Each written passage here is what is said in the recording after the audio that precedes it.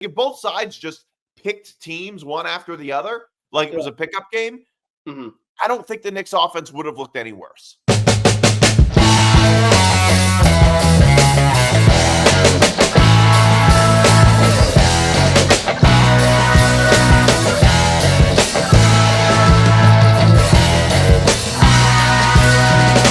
Hey, what's up, everybody? I'm Nick DiMartino. That's Ben Kruse. This is another edition of Moving the Goalposts. I almost forgot the name of the podcast for a second.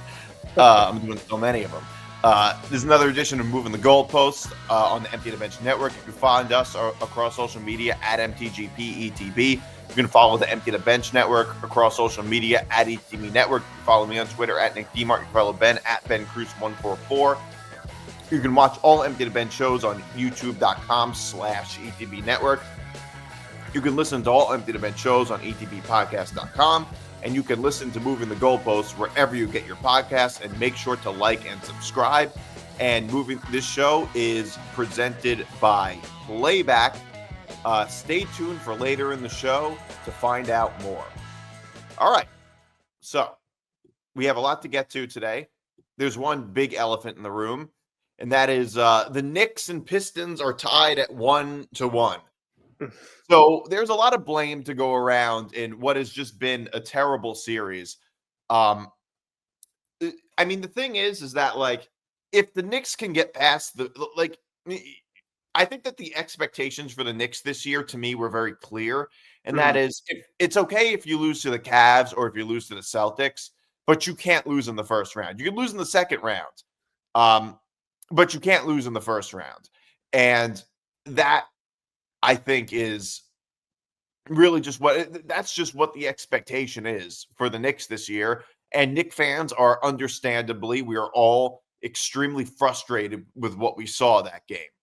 I assume you watched the game too. If you had any key takeaways from it. I mean, for me, it was just, throughout most of the season, the problem with the Knicks was the defense, and I've said it ad nauseum that the thing I was most concerned about with the Knicks was their defense. Like, I always thought that their defense isn't good enough to go up against the Cavs and the Celtics, and I think that's true. But this time it was the offense. Like, the Knicks are an offensive team. They had one of the most efficient offensive teams in the NBA, and it was just a complete dud. And it was a dud against a Pistons team, and by the way, they're playing at the Garden. They're playing at home, and the Pistons didn't have Isaiah Stewart, who's probably their toughest defender. And by the way, Isaiah Stewart's coming. I'm pretty sure he's coming back for Game 3. So the Pistons didn't have Isaiah Stewart, and their offense was there was just no game plan. It was like there was no game plan with this offense, and a lot of that is on Thibodeau, I would say. I don't know what your takeaways were with this game. Yeah, I mean, I obviously did watch it. I obviously watched, your stream a little bit on Playback. You guys are great. That was obviously a really close game. I would say, at least in the first two games, you can make an argument that the Knicks could be down theoretically 0-2. I mean, that the Pistons really had the first punch for the first couple quarters in that first game. And of course, I think that the Knicks are a better team in terms of the series. But you look at it, at least in the first two games, at least at the Garden, the Pistons have been playing really, really tough defense. Not saying that the Knicks haven't been, but you just look at the overall that Pistons team, and they're a team that specifically, it's a young team, but it's a team specifically that has a couple veterans, guys like Malik Beasley, Dennis Schroeder, guys that have been kind of journeymen around the league. Obviously, Cade Cunningham's kind of being their anchor, and they know that, it's their first time in forever, to come in and play in the playoffs, and, they're ready to play against a pretty good opponent. So, I think that first game was a really swallow taste in their mouth. There was a learning lesson. They were a really, really young team. And it's crazy because it was kind of a similar way of the game yesterday, in which the Pistons, they had a couple leads time to time in the first half, but they never really pushed the lead often to kind of make you feel comfortable in terms of the fact of, the Knicks weren't going to come back and make this a game, because you pretty much saw what happened in that first game. And my biggest takeaway, and I think you said it actually on Playback or Liam or somebody else, Karl Anthony Towns in the fourth quarter had 0 points. I mean, that cannot happen. Yeah, in the second half in general. The fourth quarter, though, specifically, when it was in crunch time, I love Jalen Brunson. Trust me, he's one of my favorite players to watch. I know a lot of people are very anti Jalen Brunson for a couple of reasons, but you look at Bridges. I know he obviously missed like game time 3, but Karl Anthony Towns, you obviously brought in. He's one of your big man to obviously come in and yeah, I think he had 1 or 2 touches specifically. I think on Evan and Tiki I was watching today, they were talking about it today. They just didn't get Karl Anthony Towns involved, and he played really, really well in that first game. So I don't know if the Pistons change up their defense at all on Karl Anthony Towns, but that's specifically a guy that I do think that if he can get going like he was in that first game, it just changes so much because you don't have to take all that overall pressure off of Jalen Brunson to just be the overall guy because he's already the guy. But you already have that complementary guys of options that you brought in from this past offseason to help you out.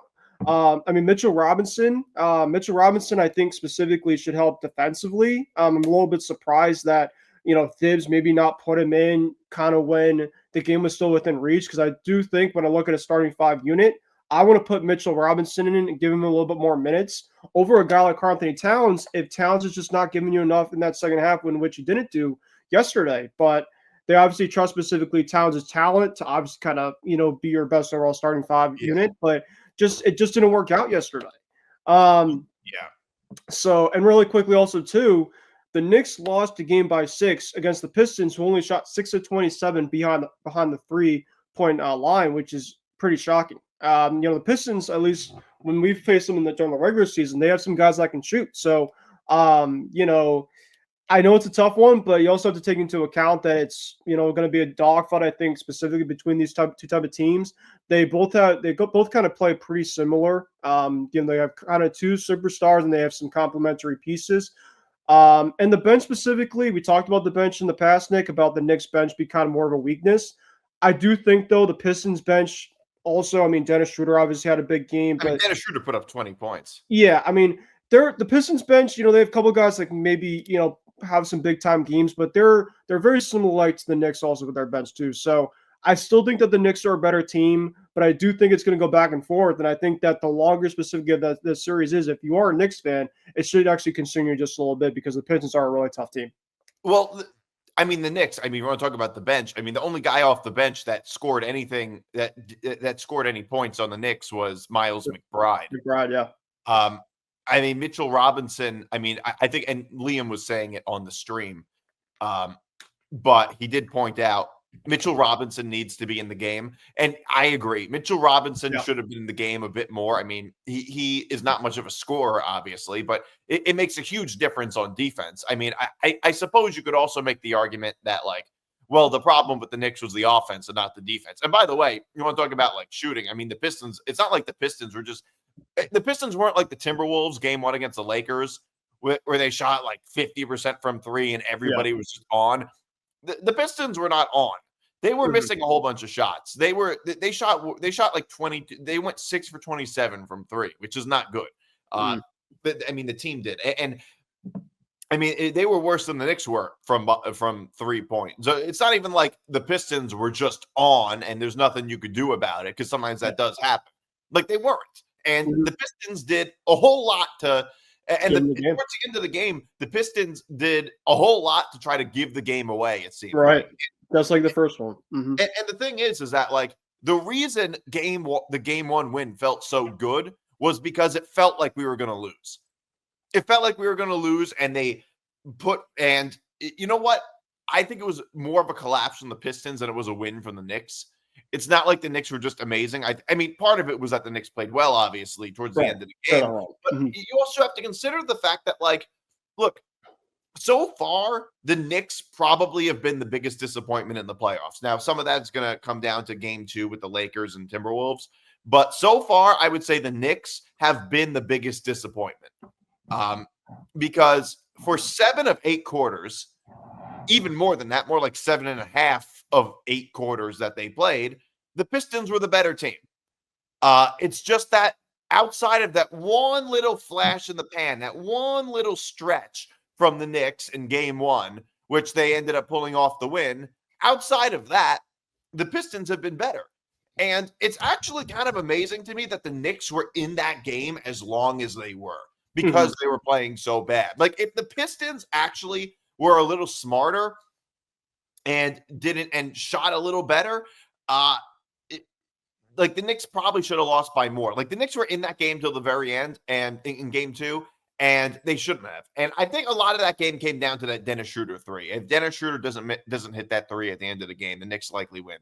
Um, and it's they have not looked good. Now, obviously, there's a whole lot of blame to go around. And like I said before, the primary problem with the Knicks so far this season has been their defense, and it was always like sort of a paradox because Tom Thibodeau is known for defense. He's a defensive minded head coach, and it was and the Knicks have struggled a lot on defense. They've given up a lot of points to teams that really just weren't good, but this time it was the offense. This time it was the offense that was the problem, and I didn't even know what I was looking at. It was as if they had just. It was as if it was a pickup game, and they had Mhm. just picked all those teams. Yeah. Like Tom Thibodeau picked one side, JB Bickerstaff picked the other side, and they were like, "All right, get it together now." Like that's what the Knicks offense looked like. They might as well have done that. That's how bad their offense looked. Mhm. I mean, Towns is supposed to be the second guy on the Knicks, the second star on the Knicks, Right. and he was hardly even used. Yeah. And I think a lot of it was part of it was that Towns was not good, and part of it was also just the coaching, like they weren't even able to get him involved. How do you not even get Towns involved? I mean, like I don't think he scored a. I could be wrong, but I don't think he scored a basket in the second half. No, he didn't. I think that he went scoreless the whole entire second half, and he only got one touch specifically in terms of, he in terms of around the basket, and it was a kick out to OG Anunoby for I think it was a 5 to 6 minute in the fourth quarter. Anunoby hit that midi, I think specifically, but Yeah, outside of that, they never used him involved, and I think that was partly. I mean, it must have been partly defensively, but it just couldn't also been too because, like you said, Towns is one of their best guys. And I think that if they use Towns a lot more involved in this game, despite the fact that the Pistons were up a lot in this game, they were trying to give it away, like you mentioned. If Towns has got a lot more involved, I think that the Knicks probably win this game. yeah, yeah. He wasn't, and it's not even like when you look at his performance and the numbers that he put up, it's as if that he ended up. You would think that he like couldn't play for a big portion of the first half or something like that because he got into foul trouble or something like that. But no, he played 33 minutes. He Yeah. played almost the whole game. Hmm. And there was no sense of like creativity or any sort of schematic intelligence That's on the unfair. Knicks offense. Yeah. And like I said, it looked like it was a pickup game that both sides just picked. It was as if like if both sides just picked teams one after the other, like it Yeah. was a pickup game. Hmm. I don't think the Knicks offense would have looked any worse. It wouldn't have looked any worse because that's how bad the game plan was. The Yeah. game plan was so bad. And like I said, it's not like the Pistons were hitting a bunch of shots. It's not like they were playing great and there's nothing you could do about it because that does happen sometimes. But like that's not what happened. It's not like the Pistons were just lights out and the Knicks just couldn't do No. anything about it. Um not what happened at all. It was all no creativity. It was all Brunson ISO offense. Hmm. It was all Brunson. It was almost like what the Rockets looked like 10 years ago with James Harden. Yeah. Like that's what it looked like to me. It looked like 2014, 2015 Rockets with James Harden.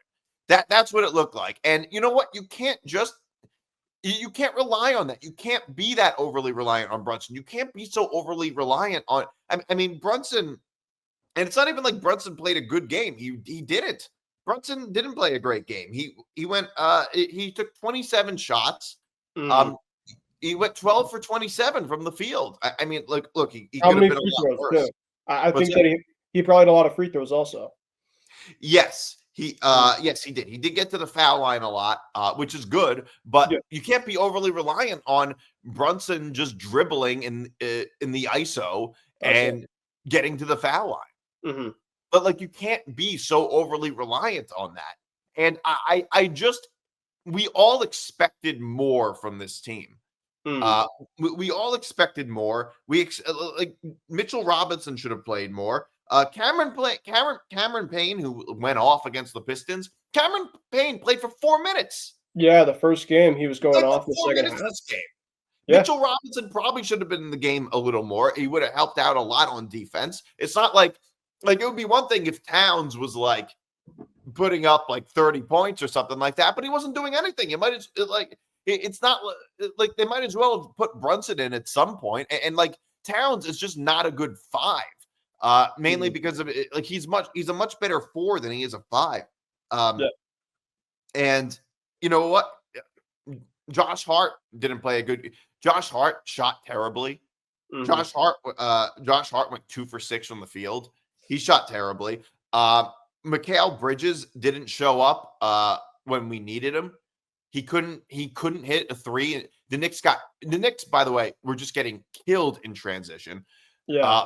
Mikal Bridges could not hit an open shot. He could not hit an open 3 when we needed him to. Which is why we have him. That's why we gave up 5 first-round picks for him. And he couldn't do that. He shot terribly from 3. And everything that could have gone wrong did go wrong, except it was probably even worse than we could have imagined. It was probably even worse.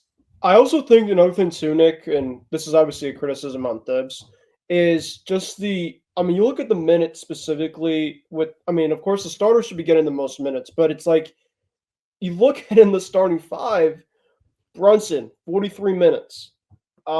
Bridges, 38 minutes. So he almost played 40 minutes. Towns, 33 minutes. Anunoby, 42 minutes. Hart, 40 minutes. The bench overall, in terms of minutes, they combined for only 33 minutes. So that has to be a Thibs thing because, of course, your bench shouldn't have to be your whole reason in terms of winning an overall ball game, but it should at least give for a couple of guys specifically that were struggling from behind the arc. A guy like Landry Shamet, right? He's probably not a guy you want to bank on, but he at least is a 3-point type of threat, right? You got to get at least to shoot 3. Towns over 2, and Anunoby over 4. You got to have some guys that be able to hit some outside shots. And I just feel like there's sometimes, like you talked about Mitchell Robinson. Mitchell Robinson had 7 rebounds, but he just didn't play a lot, right? 20 minutes, that's just not a lot specifically. I just feel like Thibs also should be balancing out some guys.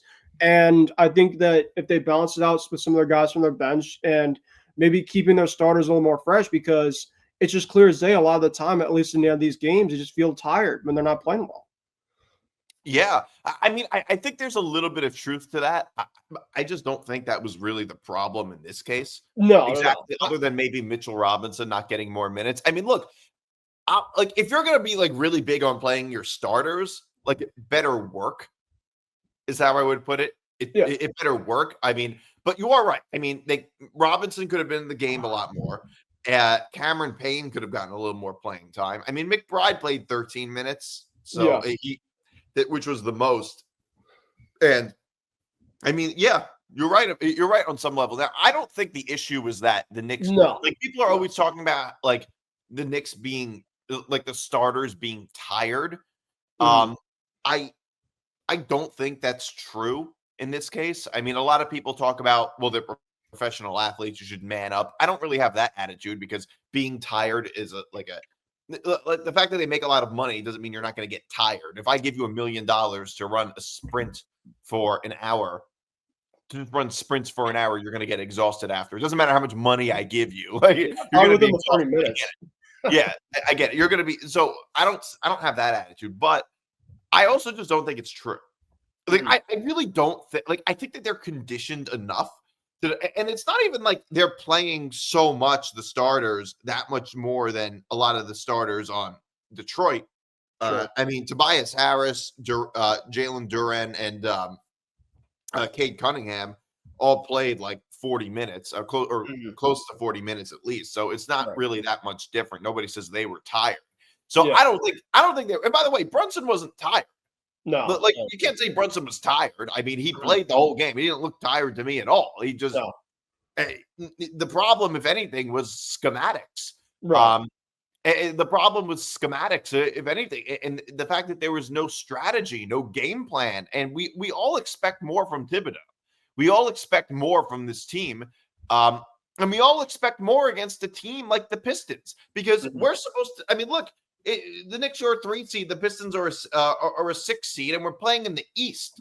The Pistons are a young team. They're not like they're not a team like the Warriors or the Lakers this year that has a ton of experience and a ton of superstars. I mean, Cade Cunningham is their star player, and he's very young. He doesn't have any experience. I mean, this was like the Chicago White Sox of the NBA last season. Like this team is really, really young, and we expect a lot more from them. But like, who would have ever thought that Towns would have 10 points? And like the reason the Knicks got Towns is because of his offense. Correct. It's like when in baseball, if you get like, it's almost as if in baseball a designated hitter goes like 0 for 3 or something like that. Like that's what it was like. But it's even worse than that. It's even worse than that because it like I guess a hitter going 0 for 3 is somewhat understandable on some level. But this performance from Towns was just not understandable on both sides, from Towns' point of view, from Towns and from the coaching, because it went both ways. Part of it was that Towns was just bad, but also that they didn't get him involved. And a lot of that was on coaching. And like I said, they didn't get Robinson involved. They didn't get Cameron Payne involved after he had that huge after hitting some really big shots in game 1. So I just didn't understand what the game plan was. I just didn't understand what the game plan was. Now, the other issue is who's to blame and all that. There's a lot of blame to go around. Thibodeau deserves some blame, even though I'm a very big Thibodeau defender. Towns deserves some blame for just coming up short in the playoffs, which he has a bit of a reputation for. Those two mainly, I would say, are to blame for how terrible it was. And also just other guys like Mikal Bridges, Josh Hart. Everybody was just bad. Everybody was just bad. Now, a lot of people are talking about Thibodeau being on the hot seat. I don't think Thibodeau's on the hot seat. I don't know what you think about it. In my view, Thibodeau is not on the hot seat. Even if maybe if they get swept by the Pistons, well, not swept, but losing 5 games to the Pistons, something like that. Things would have to go really, really astronomically bad in this series for Thibodeau to be on the hot seat. Look, as frustrated as I am with the Knicks, I do think Tom Thibodeau is probably the best Knicks head coach of my lifetime. I mean, in fairness, the only other good Knicks head coach was probably D'Antoni. And now I know a Mike D'Antoni team would not have played this bad on offense. I do know that much. But overall, he's probably the best head coach, best Knicks head coach of my lifetime, even if at the very, very best, at the very worst, he's the second best of my lifetime behind D'Antoni. And the Knicks have not had a lot of good head coaches. The Knicks have gone through a revolving door. Coaches. And you know what?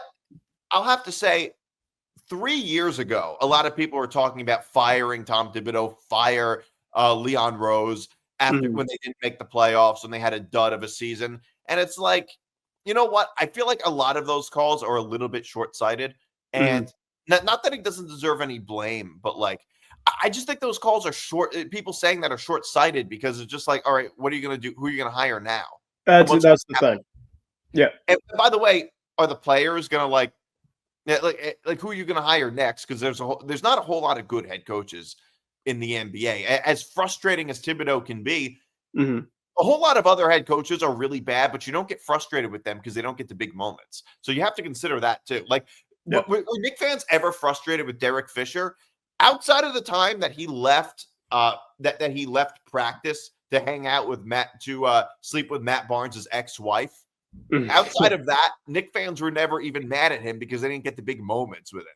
He was just a puppet of Phil Jackson, and how frustrated would you have gotten with Derek Fisher? So I am not big on the whole fire Thibodeau thing because I don't know.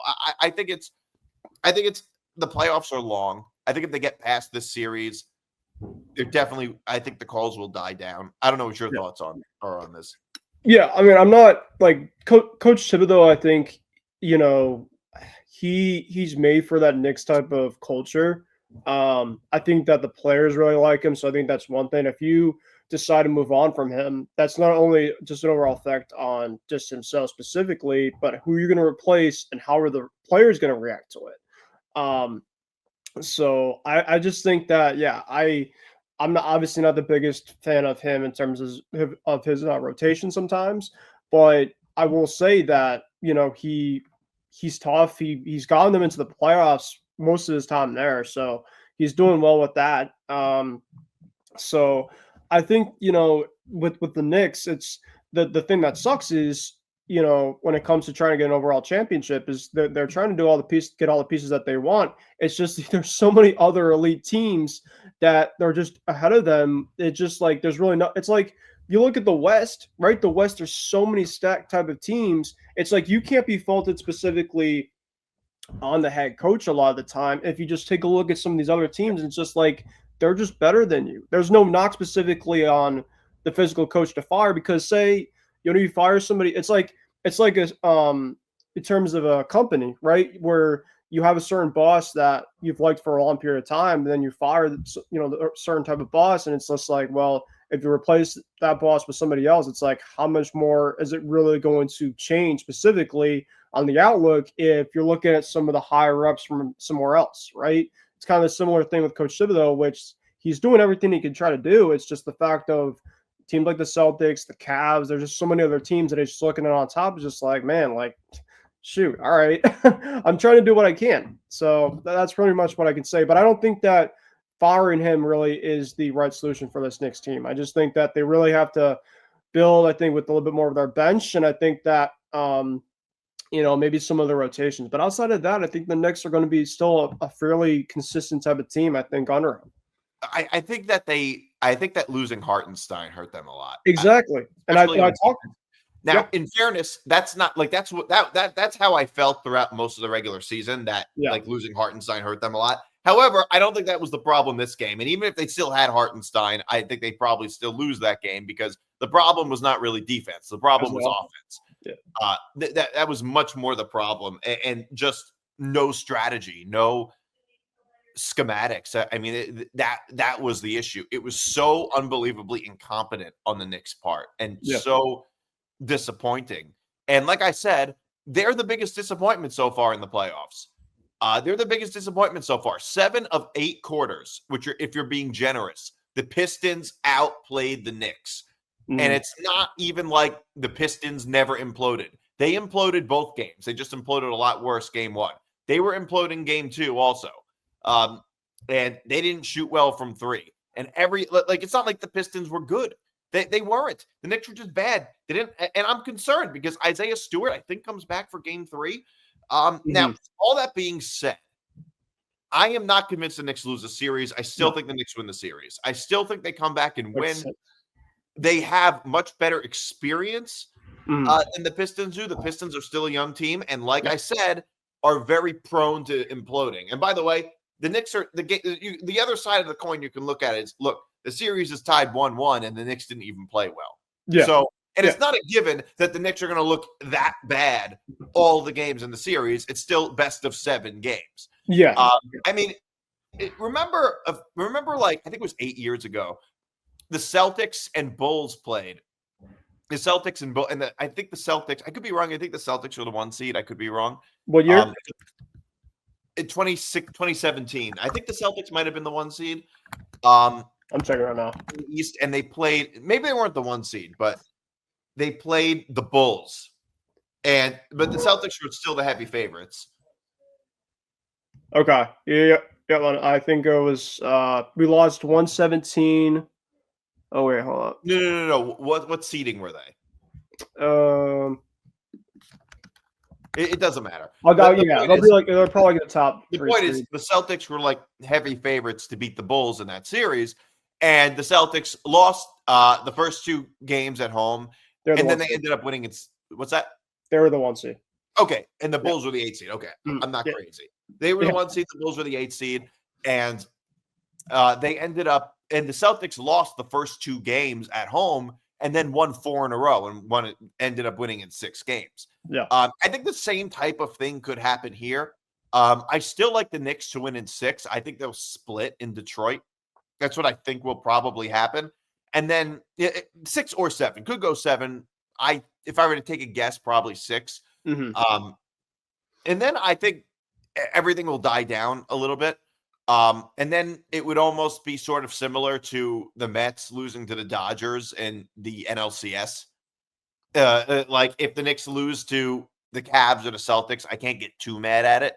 Right. But then the conversation turns into, well, do we need another guy? And things like that.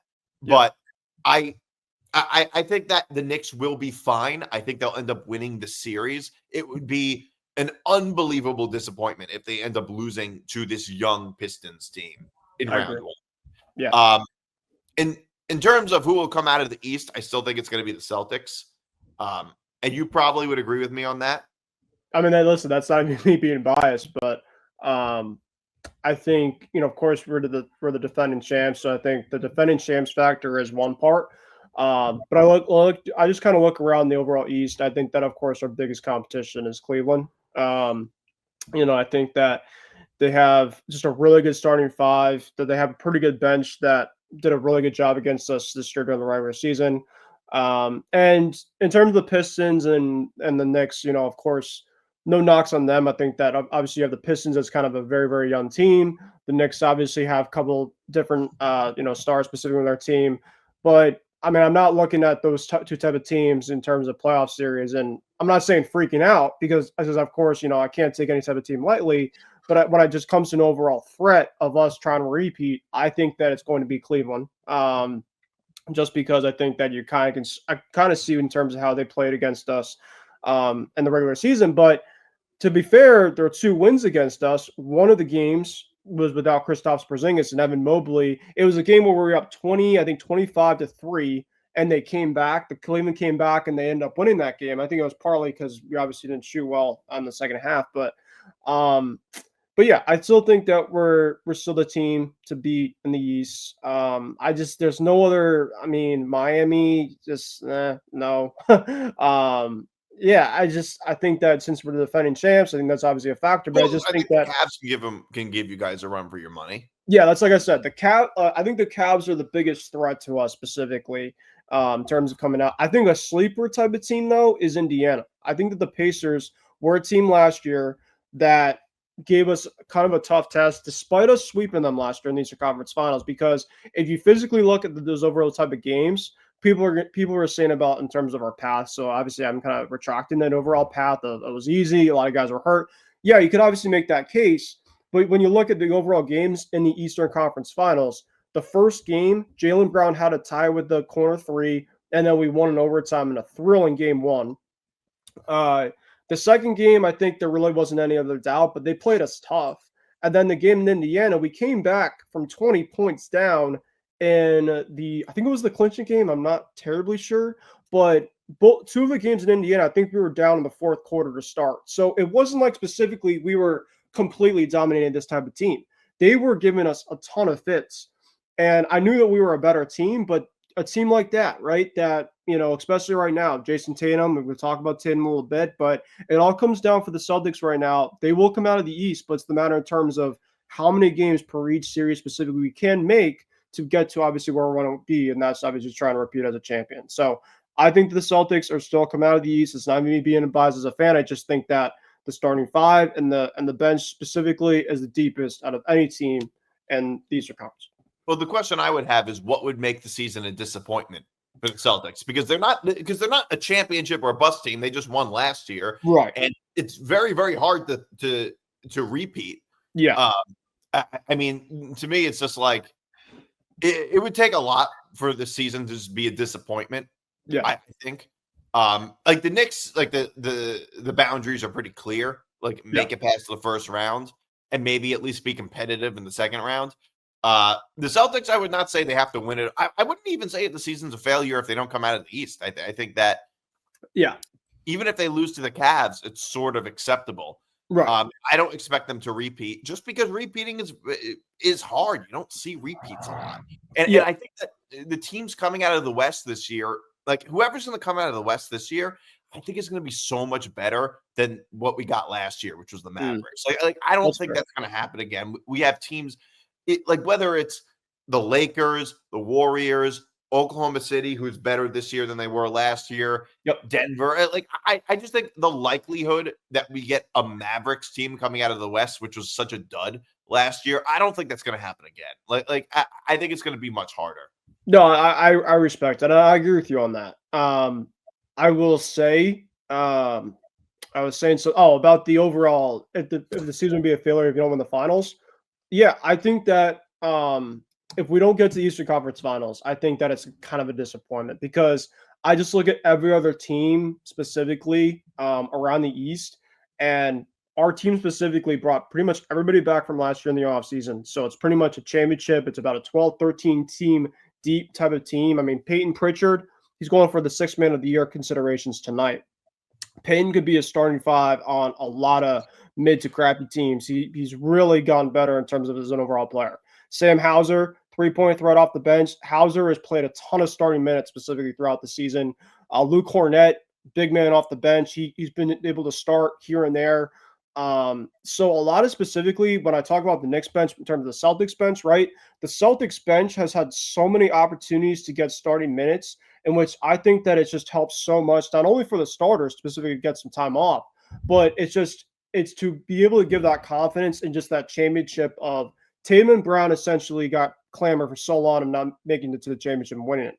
Now the fact that they already won the championship last year, it just takes the pressure and they just know for a fact of what's to come specifically to go back and try again. So I think that if they don't get to the Eastern Conference Finals, specifically with the team that they just had that won it all, I think it's a disappointment. But if they don't win it, the Eastern Conference Finals to get to the overall finals, I'm not going to be sitting here being like, oh my God, like, it was a failure, right? The Yeah. Cleveland Cavaliers are a very, very good team.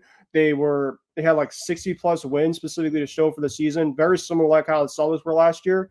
And heck, even if we get back to the NBA Finals, which is a very potential realistic possibility, OKC is another great team. OKC was actually one of the only teams that was able to beat us twice during the regular season. So yeah, there's obviously two teams specifically that I see as threats that could obviously possibly win the whole entire championship. But in terms of the overall coming out of the East, I still believe that the Celtics, at least to my thinking, I think that the overall, if it went Cleveland, Boston, Eastern Conference Finals, I think it's going to go 6 or 7 games. I don't think it's going to be one side or the other because I think that both teams are pretty evenly matched. But I still think that when it came down to it, that the Celtics have been such a great team on the road. They can go on the road and be able to beat a team like this. So we'll have to see, but I still think it's going to be Boston. Moving the Goalposts is presented by Playback. Watching sports is more fun with others, but we spend too much time watching alone. Playback is a virtual space where communities can stream live sports together with everyone perfectly synced up. Creators can hop on stage, deliver their own play-by-play analysis and commentary, and invite viewers up for Q&A. Playback makes watching sports fully interactive and a social experience. From playing fantasy sports, rubbing your favorite players and teams, and watching with the commentators and communities you care about. Win or lose, sports are best enjoyed together. Join our community by going to playback.tv/ETB network to find out more, including our live stream schedule. And now back to the show. I do want to talk about the Lakers. Are they in trouble? And the short answer is honestly, no, I don't. I don't think so. Even though they looked really bad in game one, I think that this is the type of game that is really the talk of the town right now, but will likely just be forgotten about. Like what I talked about with the Celtics and Bulls that year when the Celtics lost the first 2 games and 1 and 6. I feel like everybody forgot about that pretty quickly. I think the same thing could be true. But at the time, it was like, oh my God, the Celtics are in so much trouble. Yeah. In this case, like that happens in basketball a lot. Like I talked about this on Leftovers and on the stream, but like the Warriors, like with the year the Warriors blew the 3-1 lead, the 73-win Warriors team. People, I feel like everybody forgot that the series before they came back from a 3-1 deficit. Like everybody forgot about the Oklahoma City blowing the 3-1 lead because the Warriors blew it the next series. So people tend to have short-term memory in a sense. Mm-hmm. I think that could very likely be true in this game. Now, the Lakers could have been much better, especially on offense. LeBron and Austin Reeves could have been much better. LeBron was 1 for 5 from 3. Austin Reeves and LeBron both had a combined 35 points. Luka did all you could ask for. Luka put up 37 points, was 5 for 10 from 3. But also, the other thing that happened with the Timberwolves is like, unlike what I was talking about with the Pistons and the Knicks, they were just on. They were just like the Timberwolves were just on in a way that they're not always going to be. Yeah, I mean, they shot what, over 50% from the three. I mean, that's They shot 21 for 42, exactly Yeah. 50% from 3. Yeah, I mean, unless I mean, the Celtics obviously are a very volume-heavy three-point shooting team, so it's not, surprising with the overall numbers that we have. But for the Timberwolves, right? I mean, obviously, when you talk about the Lakers in trouble, I don't see a situation where they lose both games in Los Angeles. I mean, of course, as a Celtics fan, I'd love to see the Lakers downfall, but I still think that they're a much better team than Minnesota. I mean, Anthony Edwards, I know that he obviously was kind of chirping, the second half of that game in game one. I'm like, dude, it's the first game. I think that the Timberwolves, I just don't. I mean, when you have Luka and LeBron, it's just so hard to kind of bet against them, especially in the first round. A lot of stuff would have to go really, really wrong, between those two guys specifically. And I just don't see Minnesota specifically shooting over 50% consistently. I mean, there's just a regression to the mean, I think, that's going to kind of come around throughout this overall series. And yeah, I think the only reason why the Lakers wouldn't win this series, I guess, is would be because of Redick, because I think that there's a lot of kind of back and forth with a younger type of coach in the playoffs. And I know that Redick really hasn't a ton of playoff experience, specifically as a head coach, so maybe that's it. But typically, when it comes to the playoffs, talent typically matters. The Lakers just have the much better talent specifically. So unless even if they lose tonight, I still think that they can come back and win the series. I still do. I just think that Minnesota specifically, they're going to have to win by a lot behind Anthony Edwards and guys like Julius Randle and some other guys. They're not a bad team. Don't get me wrong. I mean, heck, if Minnesota's playing Denver, I would probably say yeah, because Minnesota just has a number. But I still think that the Lakers are going to be just fine. Even though I wish that they didn't be. But yeah, they're still a great team. I can't bet against LeBron and Luka. Yeah, I think they're going to be okay. But they have to win tonight. I think that if they lose, there'll be a little bit of heads kind of turning. But in terms of physically losing the series, I still think they're going to probably win. Well, the thing is that the Timberwolves are not going to hit 21 threes every day. They're not going to shoot 50. They're not going to shoot 50% from 3 all those games. I mean, Naz Reid and Julius Randle when Naz Reid and Julius Randle McDaniels, right? What's that? McDaniels also, like Jaden McDaniels or somebody else. Right. And Julius Randle, Jaden McDaniels, and Naz Reid when it combined 13 for 18 from 3. Yeah, like that's not going to happen. That's not going to happen every game. By the way, especially not Julius Randle. I mean, and the Lakers also, their bench did almost nothing. I mean, Naz Reid by himself scored more points than the Lakers' entire bench did combined. Yeah. And LeBron and Austin Reeves are not going to be as inefficient as they were every game. Yeah, Julius Randle going 4 from, I mean, look, Julius Randle is notorious for being bad in the playoffs. I experienced it when he was on the Knicks. He's had all-star seasons, like in the regular season, and then just totally lays an egg in the playoffs. There is no way Julius Randle is going 4 for 6 from 3 consistently in the playoffs. Like the Timberwolves are not going to be on like that consistently. Like that's just not going to happen. Which is why I still think the Lakers will be fine, most likely, and I still like the Lakers to come out of the West. I still like the Lakers to come out of the West. They're my pick. Look, Oklahoma City is good. Golden State is good. I mean, look, the Warriors ended up taking game 1 from the Rockets. Yep. I think the Warriors right now are probably the best 6 seed I've ever seen. Largely because the team got so much better after they acquired Jimmy Butler. Like if you were to do like a college football playoff rankings thing, if you were to rank teams like they do in college, the Warriors would be ranked much higher than a 6 seed. Right. So I do like them to. I still like, and by the way, it's not because they took game 1. It obviously gives them a pretty big advantage to take game 1 against the Rockets. I'm not saying this is going to be a sweep, but like I think that the Rockets are the type of team that they benefit a lot from. Like they score a lot in transition and things like that, but you're not going to get that in the playoffs as much. Yep. You're not going to get that playing against a team like the Warriors, who has a very experienced head coach and a whole bunch of experienced players. The Rockets are kind of a young team. They have really good length, they have good athleticism, but they don't have a bunch of great shooters. And like there is still like the youth problem, I Yeah. guess you could say, with the Rockets. Yeah. So I really, I mean, I guess it's kind of what I said. Actually, the game tomorrow, the Wednesday night game, actually, the Rockets are favored. I mean, the show will come out after, but they're actually favored by 3.5. Probably Um, because they're home. That's yeah, probably one reason. I mean, so I really like. I still really like the Warriors. I say Warriors in 6 probably. Um, Mhm. but I don't think that uh, in game 1, the Rockets went 21% from 3. They went 6 for 29. They're Yeah. not they're not shooting very well. Mhm. Uh, and that's obviously going to be a very big problem playing against a team like Golden State. Yeah. Um, like I just don't think that they really have the soldiers to beat Golden State. Yeah.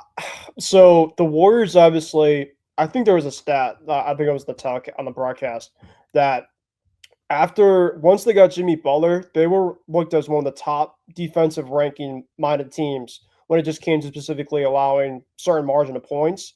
And I'm looking at this overall matchup, and the Warriors specifically were just kind of 500 for a lot of this season because they didn't really have a trusted guy alongside Steph Curry for most of the season. Now you bring a guy like Jimmy Butler in, and Jimmy Butler has been saying countless times, specifically on these post games, "Oh, I can trust my Batman." That's essentially he's been calling Steph Curry his Batman essentially. So it's almost like just that overall fact of like I can just go out and play freely. And sometimes, I know that he obviously was great over with Miami for a lot, but I think he just needed a new, fresh start. And this is kind of a place where he can come in and just be his own guy because he just knows for a fact that Curry's going to get his.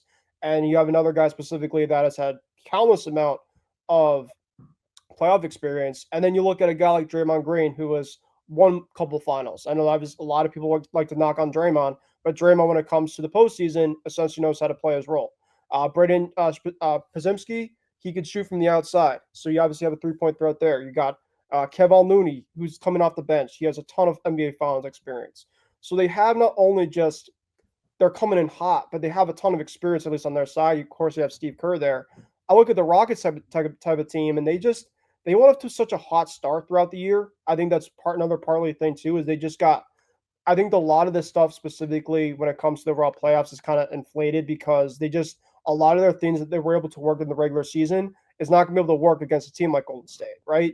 They like you talked about the fast break, right? Stephen Curry, really, really good ball handler. So it's gonna take a lot for them to specifically get off of Steph's game. Shooting from the outside, yeah, they don't have a ton of outside threats. I mean, Fred Van Fleet, you're having him specifically chuck up, I think, like 9 to 10 to threes a game, at least in that first game. He's not a 3-point shooter. He's not a 3-point threat. Their best player is Alfred Sengun, and yeah, he could shoot from outside, but that's not his game. Him and Steven Adams are two big time, threats down low. They have a lot of guys that can. I mean, if the Warriors turn the ball over a lot, then I think it comes to the Rockets' favor because that's the overall strength is getting out in transition, like you mentioned, but it's not their half court offense. It's kind of stagnant. They can't shoot from the outside. So if the Warriors specifically can kind of play the overall type of game plan in their style, the Warriors should be able to win this series. And I think it's specifically because the Jimmy Butler effect and their championship experience effect that I'm taking them specifically as a lower seed over a younger type of team that's a higher type of seed just because experience matters in the playoffs. Yeah, yeah. No, I totally agree. I don't know. Briefly, I do want to talk about the Clippers and the Nuggets. They're tied at 1-1. Yeah. Kawhi Leonard put up 39 points. He had an amazing. He had just he had just a monster game. James Harden, not so much. Shocker. He was great though in the first game, so it was kind of This is true. yeah. This is true. Mhm. So now they're tied at 1-1. I think this is, I would say, a very interesting series. I guess. It's amazing. Yeah, I guess I could see the Clippers winning this. I haven't really thought about it that much. I could actually really see the Clippers ending winning this series if Kawhi Leonard plays as well as he did consistently. Yeah. And Kawhi Leonard is obviously, very good in the playoffs and has a ton of experience. Yeah. So we talk about the matchup between the Rockets and the Warriors. These are two teams specifically. I think partly the reason why the series is going to be great is because of both teams having guys with playoff experience, right?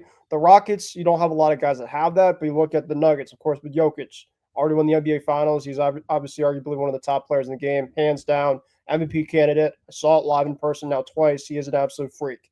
On the Clippers side, you got I know Harden, of course, you can talk about his overall playoff disappearance here and there, but Harden, of course, I think just playing really good ball right now at the right certain time. And Kawhi Leonard, I mean, if Kawhi Leonard's going back to his old playing like his own prime days, I mean, if Kawhi Leonard playing like that is good for basketball. And I think that it just makes this overall series just so much more appealing. This series should be able to go at least 6, 7 games max. And I just think the fact that you're putting this overall one of these games down the road on NBA TV, I just this thing is an absolute. It's just it's a joke. I mean, unless that you obviously have a couple other games at the same exact time or in front that just have better overall They're, type they're of run. putting they're putting this game on NBA TV. One of these games coming up for this overall matchup, they're putting on NBA TV. Really? Yeah, If anything, I would say that like the Grizzlies uh and Thunder in series should be on OKC, NBA yeah, TV.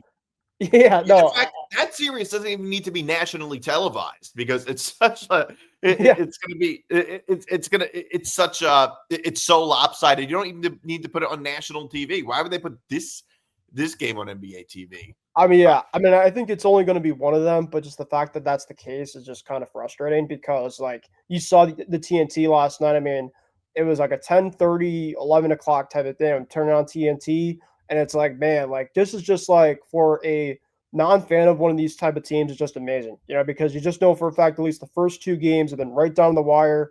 Um, and yeah, in terms of who wins this, I'm probably going to lead my edge toward Denver just because just of the Jokic factor, but I wouldn't shock me if the Clippers won the series. I mean, if the Clippers obviously have production from Kawhi and then Harden consistently, they could definitely win this one. And the fact is, I think this makes more the fact that Mark Malone firing so much more questionable is the fact is like, okay, so you fire this guy, and then you're having a coach now specifically that is going to go toe to toe with one of the top teams, one of the sneakier type of teams in the West.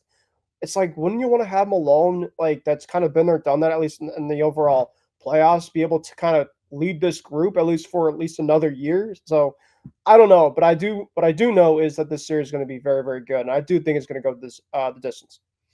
yeah, I mean Christian Brown wasn't even very involved in that game. Like he's a guy who can like hit big threes. He only Yep. went 0 for 2 from 3. Like he didn't seem to be that involved. Maybe if like Mike Malone was still the head coach, they would have won. But Yeah. yeah, I don't know. It's hard to say. I do want to talk about this NFL draft. Uh, we hardly even got. We're barely even going to get to it. Yeah. Um, I mean, honestly, I think that the NFL draft is a little bit of a dud after the first round. But Yeah. like the number one pick this year is not even talked about. Yeah. Like some years, like we don't really know who's going to go number one. This year, I think it seems almost obvious. Like we all know Cam Ward's going to be going to the Titans this year. Yeah. Mhm. That seems to be the biggest. Cleveland is probably going to take Travis Hunter. It seems like. Yeah, it's well that's the biggest thing. So of course, a report out today from Pete Schrager saying, who obviously is very trusted. Obviously, it hasn't been around circles. Them and the Giants are 2-3, and right now those are the two teams right now that are fielding trade calls. Apparently, a lot of those type of teams, and of course, I'm not an insider per se, so obviously, don't obviously come at me with any sources that I have. You're just But saying what the insiders are saying. yeah, yeah. But the Saints apparently have been one of the rumored type of teams that have tried to trade up, at least in terms of in this draft, possibly because Derek Carr, who is supposed to be their starting guy, has a injury specifically that could preclude him from the rest of the season, and Shedeur Sanders possibly could be possibly in their laps if they trade up. Like an example, kind of like that, if that happened, right? I know obviously with the Giants, I don't know, like because there's a lot of reports out. Apparently, I think Tom McShay, of course, is very tight end. Of course, is an NFL draft analyst. He's thinking that I think Abdul Carter is going to go to them and fall there at 3. I mean, it's just, I think the presumption is Cam Moore is going to number 1. I think that's pretty much a given per se. I mean, I don't think that anybody else is going to look at it and say nothing else besides that. But I think from 2 to 4, if there's obviously some trade kind of considerations, I do think it's going to get a little fascinating. I don't think with my Patriots at 4, they're going to move per se. I think if anything, they're going to trade down because of just their given track record. If we do obviously stay where we're going to be at 4, I do unfortunately don't think we're going to get Hunter or Carter. I think it's going to be Will Campbell because of our offensive line protect Drake May. But I will say I think that in the top 4, Carter and Travis will be off the board. Yeah, well, I mean, to me, it's just like the Giants is the biggest thing, and what are they going to do? And I don't think any GM right now is as under the gun as Joe Shane is. Yeah, and Sanders apparently they love Shedeur Sanders. They want his overall. Yeah, they love Shedeur Sanders. They went out. A couple scouts went out to go see him, and so like the Giants, I just don't know exactly what they want to do. Do they want to go out and get Travis Hunter for one of their veterans? Do they want to get more pass rush and maybe take trade calls for Kayvon Thibodeau if they get Abdul Carter? Or do they go and, try to get Sanders? I just don't know what their overall plan is because, of course, they're the team right in front of us in this year's draft. So that's why I'm kind of been so keen on them to kind of see what they want to do. I don't know. I'm not really convinced that the Giants love Shedeur Sanders. I mean, look, I don't know. They haven't really given any sort of – they haven't really made it clear that they love Shedeur Sanders at all. Right. They might not do it, but I mean, the thing is, there's a whole lot of ways to view it. One of them is if the Giants pass on another quarterback that turns out to be good, it's going to look really bad for the GM. It's certainly going to look really bad for Joe Shane.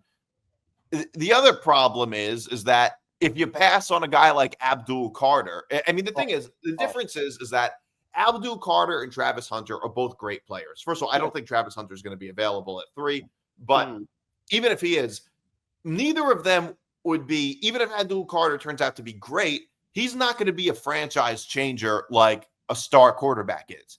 But overall, I think Abdul Carter is better as a pass rusher than, say, Shedeur Sanders is as a quarterback. But if Shedeur Sanders turns out to be a really, really good quarterback, that's going to be a franchise changer. Yeah. And it's not like the Giants right now. I mean, they have short-term answers at quarterback, but they don't have long-term answers at quarterback. So you have to consider that also, which is that Shedeur Sanders and Jameis Winston and Russell Wilson, sure, that's good for this season, but that's not a long-term answer. But you also have to look at it the other point of view, which is that the Giants, Giant fans are probably thinking long-term for the franchise, but Joe Shane is not thinking that. Joe Shane is probably thinking, how do I save my job? Because why do I want to pick he's trying to save his job and save face a little bit. And if it turns out that he passes on Abdul Carter or Travis Hunter, but most likely Abdul Carter, if he passes on him and ends up being great somewhere else, and they end up drafting Shedeur Sanders, that will likely look really bad for Joe Shane because Shedeur Sanders is likely not going to see a whole lot of playing time his first year, given that they have Russell Wilson and Jameis Winston. So that could just end up being a situation where he ends up making a good pick for whoever the next GM is. Now, I don't think it's very likely that Joe Shane gets fired after this season or Brian Daboll, because if anything, they should have been fired last season. But if they double their win total, they're going to fire him after doubling total. That, I don't think that's going to happen. Yeah. Even though I think Joe Shane probably should have been fired, but that's not the point. Mm-hmm. But his perspective is all right, I have to save face. And in that situation, that could be drafting a guy like Abdul Carter and not so much the quarterback, because in what scenario is Shedeur Sanders really going to, in the short term at least, really save face?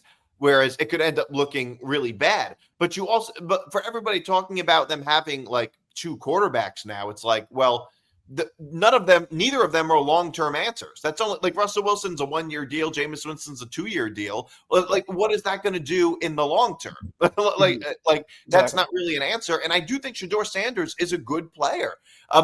He's not very well liked because he's a little bit arrogant. He's a lot like his dad, and his dad probably taught him a lot. But he does have a lot of the same personality traits as his dad. And also people don't want to people don't want the father-son package. Like Deion Sanders is like a LeVar Ball in a sense. Like he's going to be very heavily involved, and people want to be so people are kind of biased against Shedeur Sanders a little bit. But like if he's he's a potential long-term answer. And you know what?